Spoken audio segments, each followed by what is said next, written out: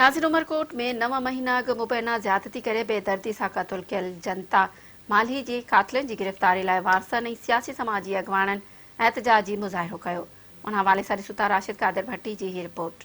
उमरकोट में 9 महीना अॻु क़तल थियल जनता माली जे क़ातिलनि जी गिरफ़्तारी लाइ अॼु ढोरोनार में एहतजाजी मुज़ाहिरो कयो पियो वञे। वधीक अचो त उन हवाले सां एहतजाज कंदड़ मुज़ाहिरनि सां ॻाल्हि ॿोल कयूं त उन्हनि जो छा चवणु आहे। आउं जनता माली जो भाउ आहियां। 9 महीना अॻु मुंहिंजी भेण खे ज़्यादती करे हुनखे बेगुनाह ॾोही क़तल कयो वियो। 9 महीना गुज़रण बावजूदि अञा ताईं को क़ातिल गिरफ़्तार न थी रहियो आहे। पुलिस शुरू खां ई मुंहिंजी भेण जो केस ख़राब करण में हथ आहे ऐं अञा ताईं का बि माना DNA रिपोर्ट जेको पतरी थी आहे मथां हुनमें को बि माण्हू नॉमिनेट न कयो आहे। कॾहिं MS चए थो त डॉक्टराणी वटि रिपोर्ट आहे, डॉक्टराणी चए थी MS वटि रिपोर्ट आहे, MS चए थो पुलिस वटि रिपोर्ट आहे। माना सभिनी जी अञा ताईं रिपोर्ट न जारी। अॼु 9 महीना थियण थी विया आहिनि। मुंहिंजी अम्मा मुंहिंजो बाबा दर दर असीं रुलिया आहियूं। आला इख़्तियारनि खां वठी आला इदारनि खां वठी हर कंहिं इदारे खे असां एप्लीकेशनूं दरख़्वास्त ॾिनी आहिनि। असां ते हाणे पुलिस सभिनी इदारनि सां असीं अपील कंदासीं त असांजी नियाणी मुंहिंजी भेण जेको नियाणी बेगुनाह ॾोही जेको ज़ना करे क़तल कई हुई हुनखे इंसाफ़ ॾियारे।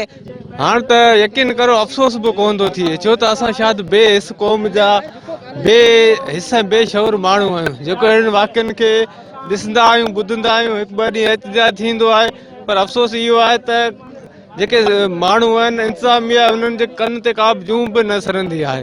सो ॾाढो अफ़सोस थिए थो त सिंध जे नियाणियुनि खां डेली पोइ उहे नंढियूं हुजनि या वॾियूं हुजनि इवन मासूम ॿार बि उन्हनि खां ॾाढा ॾिनल आहिनि, परेशान आहिनि ऐं उन्हनि गुज़िरियल 9 महीना अॻु मासूम नियाणी जनता माली पहिरीं ज़्यादती कई हुई बदमाशनि, बैदि में उनखे क़तल कयो।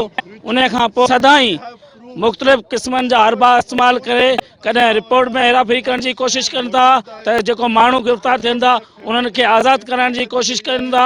असां इहो पुलिस जो जेको रवैयो आहे इन जी असां सख़्तु लफ़्ज़नि में मज़म्मत कयूं था ऐं पुलिस खे हिते जे इदारनि खे असां चऊंसि था हिन मासूम नियाणी जनता माली जे खून सां इंसाफ़ कयो वञे, न त ही असांजा नौजवान दोस्त एहतजाज कंदा ऐं उन्हनि क़ातिलनि जा घेरो कंदा।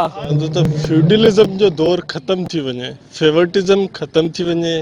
हिकु भाउ आहे, ठीकु आहे, हू 9 महीननि खां पंहिंजी भेण जे इंसाफ़ लाइ दर दर भटकंदो रहियो आहे। हिकु माउ आहे जेको पंहिंजे पुट जो इंतज़ारु कंदी आहे त कॾहिं मुंहिंजी भेण लाइ, कॾहिं मुंहिंजी धीउ लाइ इंसाफ़ वठी ईंदो मुंहिंजो पुटु। काफ़ी 9 महीना अॼु गुज़रण खां बावजूद बि हुन छोकिरी खे इंसाफ़ न मिलियो आहे त मिनोरिटी सां जेको आहे उहो इंसाफ़ कयो वञे।